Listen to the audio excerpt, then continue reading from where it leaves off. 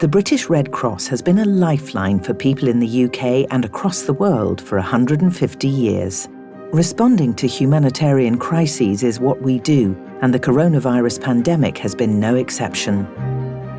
Like other organisations across the sector, our charity shops were forced to shut their doors and fundraising events had to be pulled.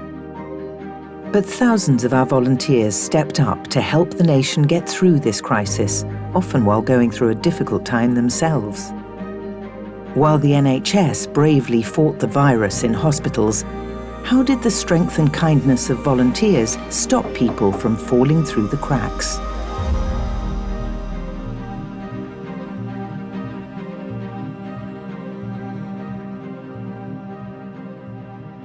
Every county in the UK has got what's called a local resilience forum. So as soon as something like COVID appears on the radar, those groups will call meetings. You'd have police, fire, ambulance, local authorities, the NHS, the voluntary sector, the business sector, etc. And the Red Cross is represented at every single one of those around the whole of the UK. Our first video had like 8 million views, and that was just a video on where to check for information about COVID. But where we sort of switched was when it became really serious, and I thought, right, okay, we've had, hand washing and reinforcing hand washing, but people are actually dying from COVID. This is a message for all of you from Italy. Don't underestimate COVID-19. A few weeks ago, our world changed and we were not ready for this. The COVID virus isn't just the flu. Our ambulances have done over 4,000 emergency services related to COVID-19. Every day, it's becoming normal to find out that a family member or a friend has the virus. Unfortunately, it's becoming normal to find out that somebody died. Under the Geneva Convention, every national society in the world has a duty, if you like, to act as an auxiliary to government if government needs that support. We've also got to have our own lens on that emergency and make sure that we are responding not always because we're being asked to, but because there is a need. During the first lockdown, London was the epicentre of COVID-19 cases. To help the NHS cope with the number of patients coming in and out of hospital, trained British Red Cross volunteers put themselves on the front line and ran extra ambulances. The night before the very first shift we did, we were told that this was going to be with COVID-positive patients. So suddenly there are phone calls to each person. How are you feeling about it? Initially, I was very concerned. I was worried that you'd literally walk outside the door and you'd catch it, or go to work and you'd catch it. I discussed it with my family. They supported me and they're very pleased to say they know it gives me sort of a sense of purpose. Ready? All good? We never know whether a person is 100% positive or 100% negative, so protective personal equipment on for all patients. We treat everybody as if they are positive. If you want some water or something, we'll make sure you're settled. My dad was a prisoner of war for 4 years. And when the parcels came, food parcels came, it came through the Red Cross. So they do a damn good job.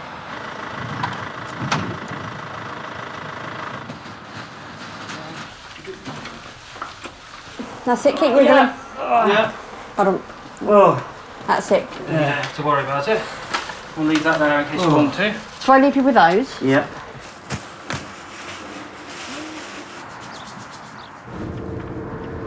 Some of the toughest emotions I've felt are watching scared, frightened people overreact. People shout out of windows, "You can't bring them back, take them back."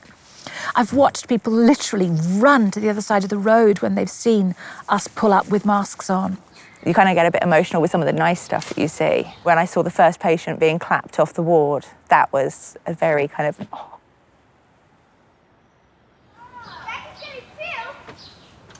Upstairs, they're at the doorway waiting for you. Look. All right. Yeah. Shall we go in and find you a seat? You're okay. Do you want to come out for the day with us? Would you like us to get some more masks for you? That would be helpful, because it's hard to get some. No, it's where I spent time doing the tail lift. because it drips. We've had other PTS crews tell us we're completely insane because we are volunteering to come out and do this. I think the windscreen's all right. It's definitely an unusual day. 5 patients is a lot for one shift, and 5 complex need cases as well, so it's a challenging but good day. No, I'm not. I'm literally just showing lunch. Everyone's initial reaction was to step up, essentially, and go, right, I really want to volunteer. And it got to the point where we actually couldn't handle all the messages that were coming in because so many people wanted to be useful. If you can see the co-op in the distance there, that's where the queue was. And as I was driving down and thinking, oh my Lord, so many people and just one chemist queuing for what to them is vital medicine. Quite something to behold when, we've never been in this situation. I came and introduced myself to the pharmacist and told I was a member of the Red Cross and that we had time available to help. Brilliant. I mean, we get a lot of phone calls from people who are naturally worried about being able to get their medication, who've got nobody to pick it up or shielding so they can't come out of the house. And without them, our delivery driver wouldn't be able to cope with sheer amount of deliveries that we have to do every day. I think myself and Debbie just thought it'd be for a week or 2, but it has turned out to be every day for the past 12 weeks. With any emergency, we need to focus on people's needs, but we are already in those spaces, like we're in the hospitals already. We've got mobility aids equipment. Food is probably the one that we are less experienced in, food provision. I can't actually do a straight line. There we go. It's vital. It's vital to have a straight record. 100,000 food and medicine deliveries were made by our volunteers throughout the first 6 months of the pandemic as people had to shield or self-isolate at home. And with demand for these essentials increasing, we partnered with charities like Fair Share and the Trussell Trust, as well as with grassroots groups who helped us reach more communities in need. More agencies are now working together as opposed to working in isolation. Most of those who are here today are all volunteers, but they weren't originally food bank volunteers. And some of those were furloughed and are now redundant. But they've continued to come, and so they've enabled us to feed on average 100 people a day. And I think they're the heroes. So I think we have somewhere close to 1,000 kilograms per load. The people we spoke to at Food Bank were saying that how busy they are now and how the 4 pallets that we dropped off there this morning, that could easily be gone in an afternoon.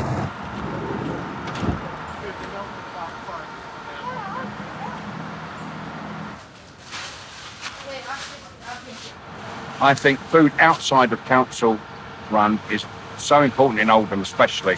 We know what it's like, we know how hard it can be, so this gives them that little bit extra throughout the week. Everybody knows somebody that's in the queue, and if you don't know them, you soon will. Just that thank you and that smile says it all.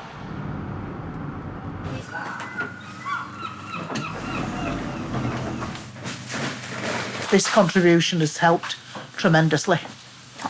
I've been with the food bank for 3 years and never known participation from the Red Cross. So, yeah, it's new for me.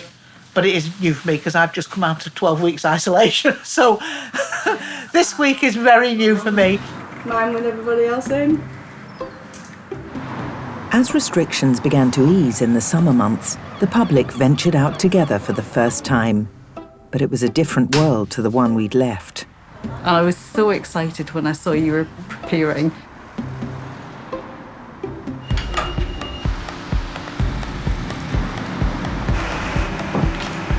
It's good to be back to normal, eh? Oh, God. Or the new normal, as they say. Feels really surreal, though, like being back in a normal shop.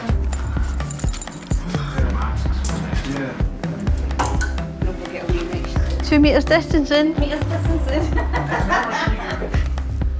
Oh, it's great to be back. That is so me. These are a bit blingy, but I think I'll get away with it. As soon as you walk in, the staff recognise you, they welcome you. So as well as it just being a shop, it definitely is a community hub.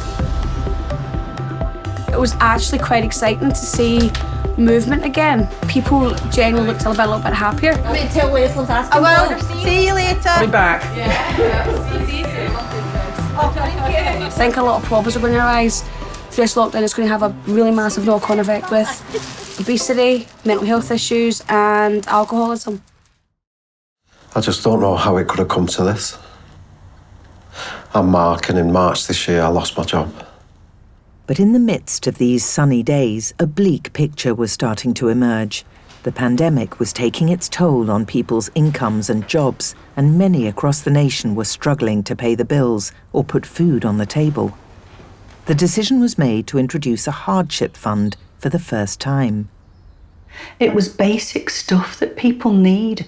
It wasn't for the niceties, it was food, it was a cooker, it was a bed, that if we hadn't been able to support those people at that crucial time, what would have happened? So for me, the humanitarian aspect of the Red Cross wasn't abroad. It was in your street, it was in my street.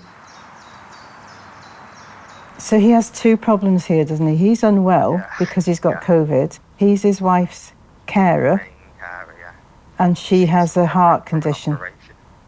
He needs a carer's assessment, doesn't he? Yeah.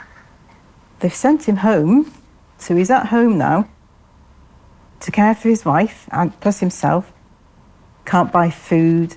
He's lactose intolerant, so special food. It's not just a normal food parcel. So we're finding self-referrals from people who we've never come across before. We're also having referrals from organisations who we don't normally have any links with. I think that's probably because the more people we help, the more people are going to know about us. So definitely people are turning to Red Cross in this time of need. Oh, yeah. Yeah, I'm going to get the cash card and put it on the table there, yeah? And then I'll swap it for the food, yeah? Thank you for the Red Cross, otherwise how am I supposed to protect my wife from getting the virus? The more fresh stuff are in those to get those in the fridge. The fact that people don't have any food, it can be shocking. Thank you very much. What is a little bit concerning is that people wait a long time before asking for help. Thank you for your help. No worries. We'd had a referral for a family of 6, that when we worked it out, they were living per person on about 40 pence a day.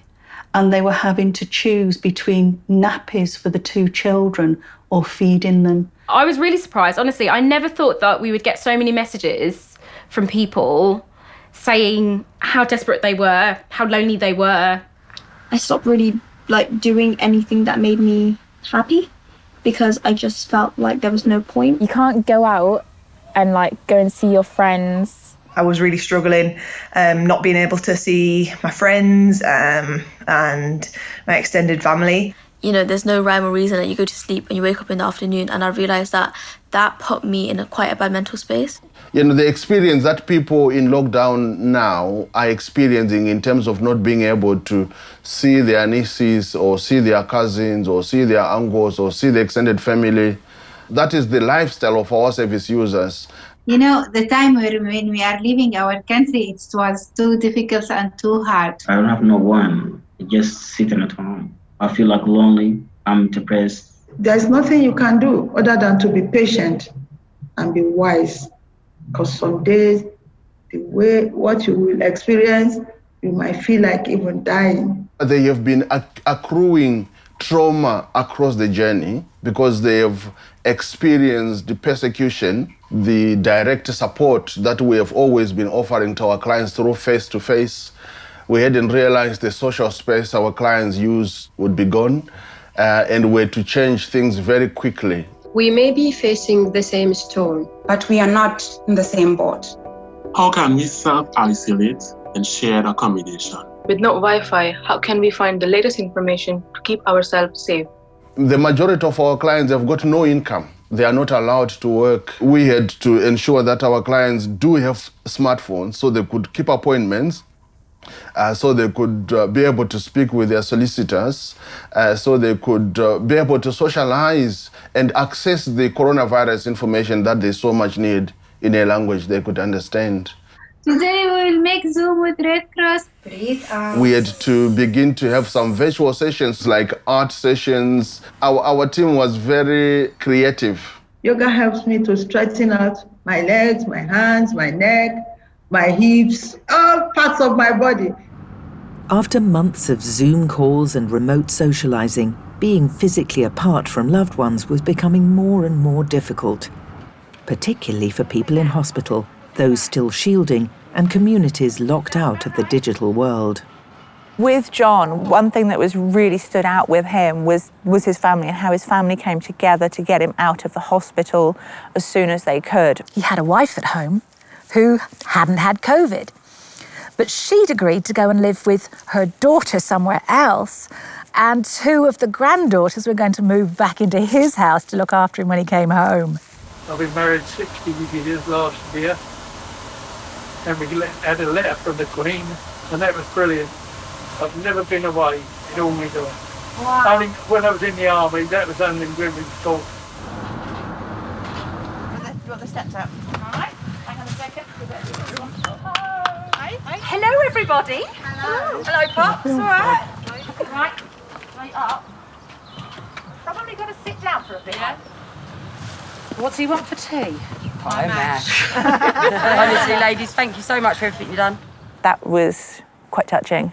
We see people that have nobody. Those are the ones that stay with you, you worry about more because they're going to be reliant on the next carer visit. I really believe in what we do. It's been very difficult seeing people become isolated and cut off from their usual routines, their usual comforts. I'm a very social person. Like people, I have been shielding in here on my own. To be honest, it felt like being in prison. I just felt I had nobody that I could turn to. Natalie came and just ran across the road and shouted, "Hi, Eunice." And I clicked and felt as though I'd known her forever. I can't put into words how she made me feel. I came home and I rang all my family and told them. I said, I feel as though I'd been on holiday. I'd been for a hospital visit.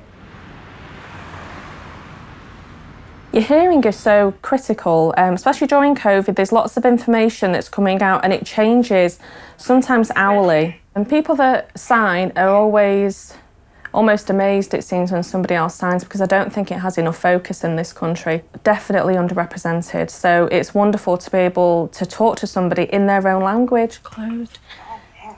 Yeah. Made her very depressed. No. She wishes that she was dead before.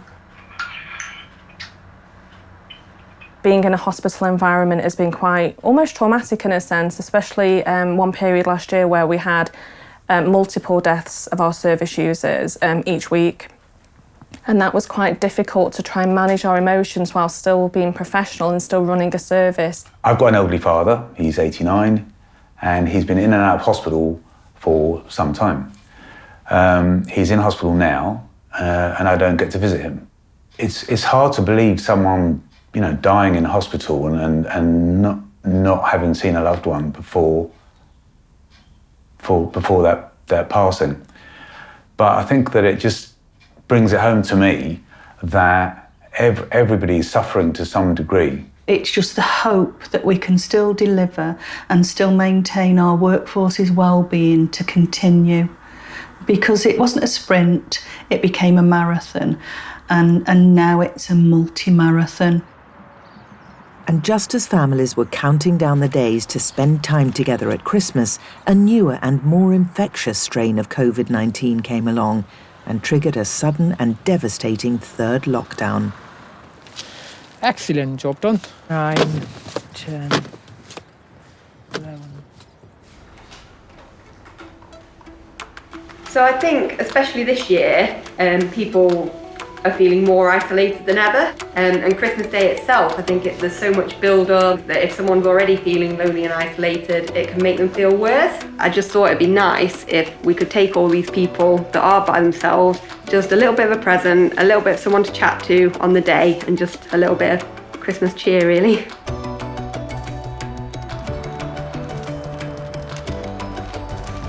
Hello, Merry Christmas. How are you doing?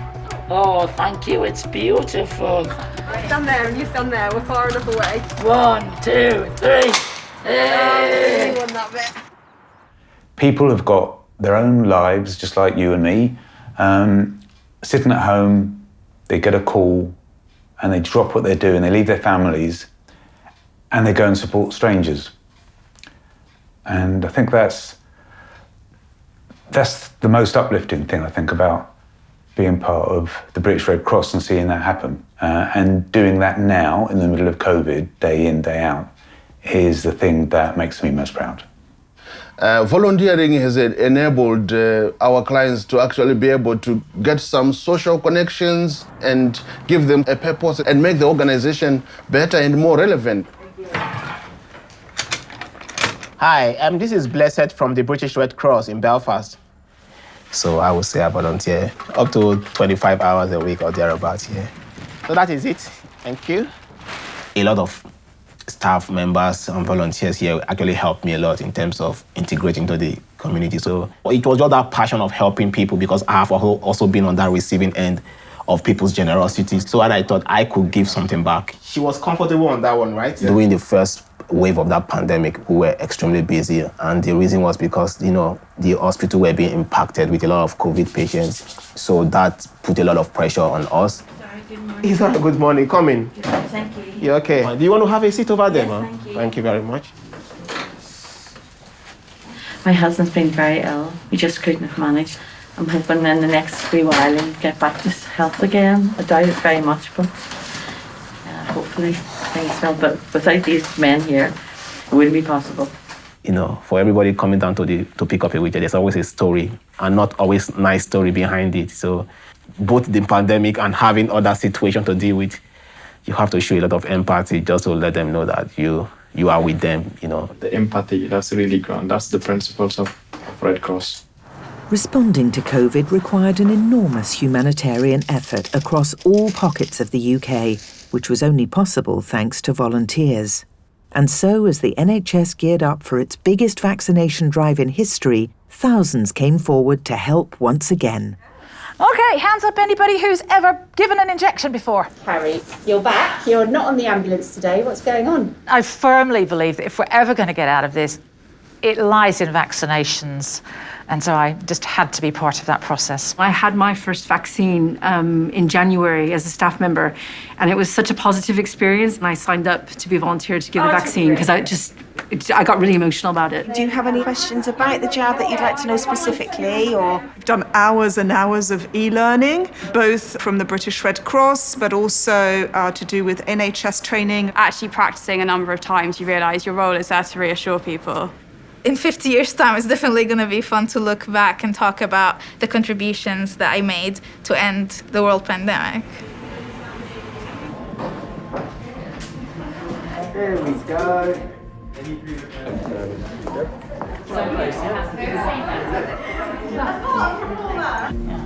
Yeah, it's been that tent was to see us around much because we're that busy. It's a massive team effort to do this compared to a normal flu campaign. The demand in primary care ever since COVID hit has been at the highest levels that I've known for 20 odd years. So therefore we're stretched already. To have support with the British Red Cross, with their team that they've sent, has been a great help. Danny and his wife Pat, they were the first people to get the vaccine in Trafford. Danny was a Holocaust survivor, and he was also an international sprinter, so I'm very excited and I'm just about to support them while they get the vaccine. Or you've had a second vaccination. But Mum will be 90 this year, so... No way, you don't look 90. When we brought her the first time, I actually had a lump in my throat. I just felt so pleased that finally we were getting a vaccination. And now that she's had the second one, it's a real sense of relief, really, that, you know, in a couple of weeks' time she's going to be safe. A lot of people, you know, it has affected their mental health, but they're a lot more upbeat when they come in because they know that they have got that light at the end of the tunnel in the hope that they can see their families again soon. Yay! Hi, Dad. Hello, walaikum salam. Hi, Junaid. So many rumours and myths around vaccines, and as a trusted organisation in the British public, I feel like it's our responsibility to help people feel empowered to make decisions. I guess I'm thinking, cool, they're vaccinating over 80s, over 70s. I guess that might be a little bit naive to think that young people can't sort of perish from COVID too. It's almost like a community thing, isn't it, to try to protect the vulnerable. And the vulnerable are people like us. When did you have your vaccine, Dad? I love it. Last Friday. Friday gone 8 days. This morning I got the letter for vaccination. This generation has never been in this situation before. So this is new for all of us.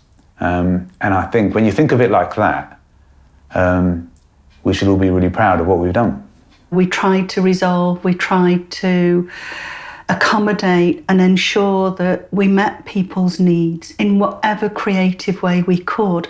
At the same time, bearing in mind that there were whole new ways of working for us. People weren't working in the offices, people were working from home, but we were still maintaining that resilience to offer services to communities in need. I think we have been forced to work together better through coronavirus because that's the way we should have been working anyway, because we achieve more when our strengths and when our energies are bundled up together for a common good. According to national polling from February 2021, over 12 million people in the UK volunteered during the pandemic. In the months and years to come, when we reflect on the COVID-19 pandemic, we'll never forget the way communities came together to help each other, showing the true power of kindness.